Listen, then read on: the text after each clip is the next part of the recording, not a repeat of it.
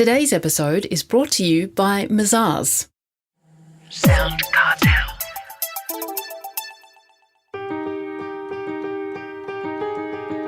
From SoundCartel, I'm Nicole Goodman, and this is Business Essentials Daily.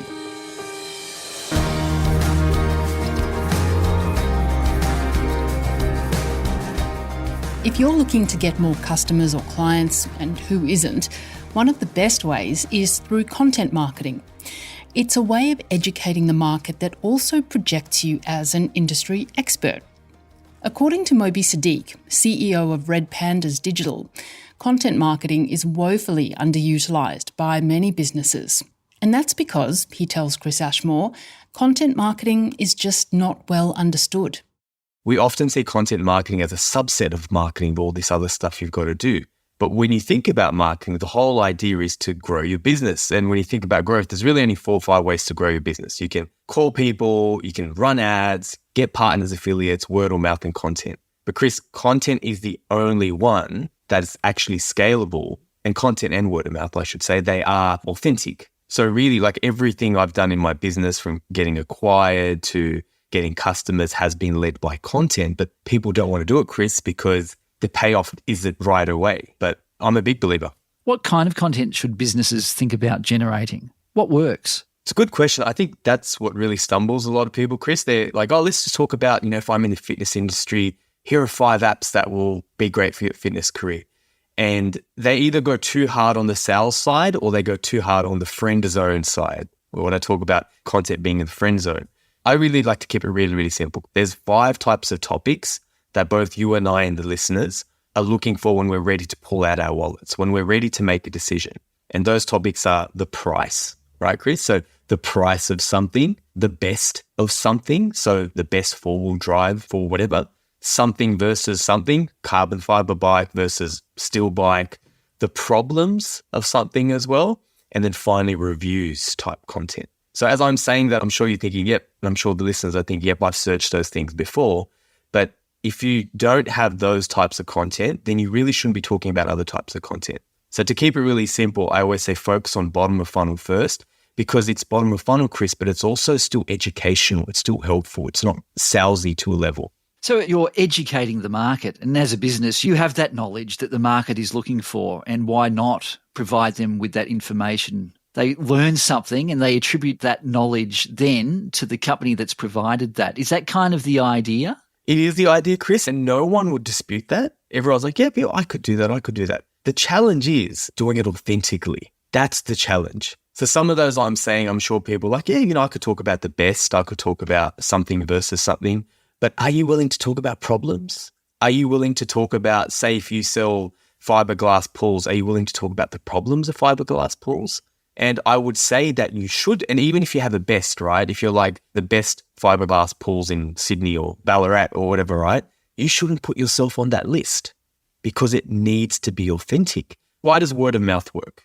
It works because it's trusted, it's authentic. So no one will dispute what you and I are talking about, but where they struggle and that mental barrier they must get over is that it has to be authentic and it has to be trusted. And for them to do that, they need to be really honest in their content. It's very much a marketing piece. Now, marketing and sales, they tend to be quite siloed in many businesses. How do you suggest that they can work more closely? Half my career, Chris, I was client side, so I've seen it. Marketing thinks sales are just sort of these peacocks and they just walk around and do whatever they want, and salespeople think of market. Not everywhere, but there's this stigma, right? The marketers are in their ivory tower and don't know what's happening. But the problem is that if those two teams aren't working together, they're not going to respect each other and they're not going to use each other's inputs well. So we really like the idea we call having a revenue team. And the idea of revenue team, Chris, is you have someone, maybe not all the sales, but someone maybe like a sales leader and someone in marketing meeting either weekly or a fortnightly basis. And the conversation, very simply, I'll give you a brief version, might go like this if I'm a marketer. Chris, talk to him about the deals. Talk to him about some of the challenges you had. Talk to him about some of the questions that people were asking you in your sales process. And then as you're talking to me, I'm creating ideas for articles that I'm going to write later and videos that I'm going to produce later that you then, Chris, are going to use in your sales process.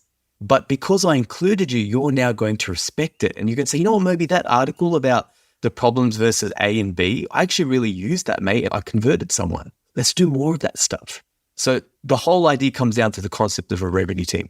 As you say, authenticity and trust, that's important when it comes to content marketing. Do you have some kind of framework that businesses can use to build trust and authenticity? The framework that I'm going to mention is important, but I think really the point is, Chris, the idea of having a framework, whether it's the framework I'm going to talk about or not, because what happens, Chris, is the shiny object syndrome in business, right? Oh, our competitors are running ads on the V8 supercars. Let's do that. They're doing a trade show. Let's do that. And that's a real problem because even if it does work, you're being reactive. So a framework is a really good way, once you believe and understand the framework, to keep you on task and not be chased by shiny object syndrome.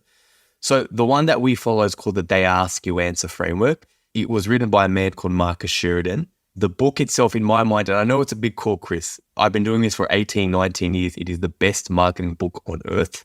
So you can pick up that book for $20, $30. Essentially, it's a framework on, like I spoke about, the big 5 types of content, having sales and marketing working together, creating content that's not friend-zoned and actually assists in the decision-making process. So the point is, follow something, do your research, and once you understand it, commit to it, and don't be chased by shiny object syndrome. Now, before you go, there's always a lot of changes and philosophies about SEO or search engine optimization. What's happening these days? Is it dead? I love this one because this one really gets my goat. Like this one really gets me passionate. I did a TikTok on this that had like 1 million views and people have so many views on this.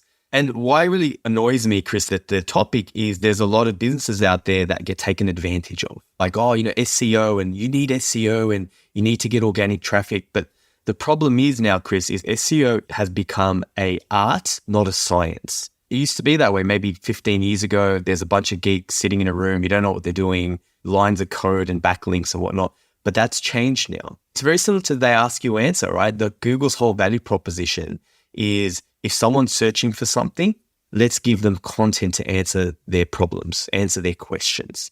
And that's why that framework works really, really well because it is driven by what the user wants.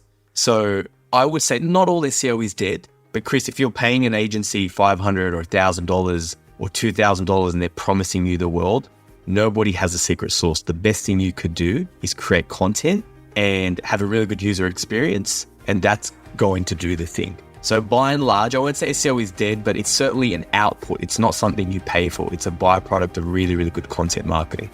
That was Moby Sadiq, CEO of Red Pandas Digital.